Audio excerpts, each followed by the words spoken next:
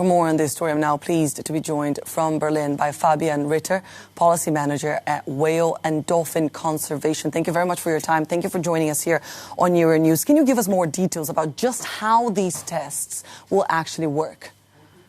Well, it's going to be that they will drive young wild minke whales into nets and then hold them between rafts. And then electrodes will be put on their skin, maybe even into their skin, to measure their brain's response to loud sounds that will be played to them.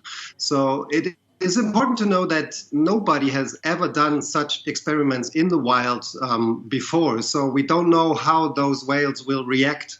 And when they are confined, they may thrash around, they may become wild and hurt humans in their vicinity, or they simply may become paralyzed, which then could lead to myopathy, which is a medical condition. So there's quite a few risks, both on the sides for the whales and for the humans. We're talking, of course, about intelligent and highly sensitive animals. Why exactly are we doing this to them? Because it sounds like we are actually harming these whales. Yeah, it's important to know that the driving force behind all this is the U.S. Navy.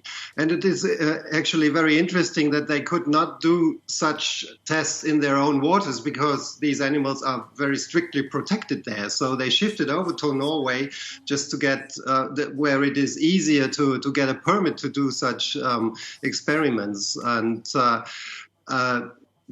militaries are using very loud sounds through their sonar systems, and oil and gas exploration companies use air guns, which are even louder in the sea. And we know that whales react very sensitively. They have very sensitive hearing capacity. So it is actually harming many kinds of whales, and these experiments are meant to learn about the minke whales, but they will put a lot of stress on the animals, which probably actually it's creating an unnatural situation, which probably leads to results that cannot be used, which be even useless.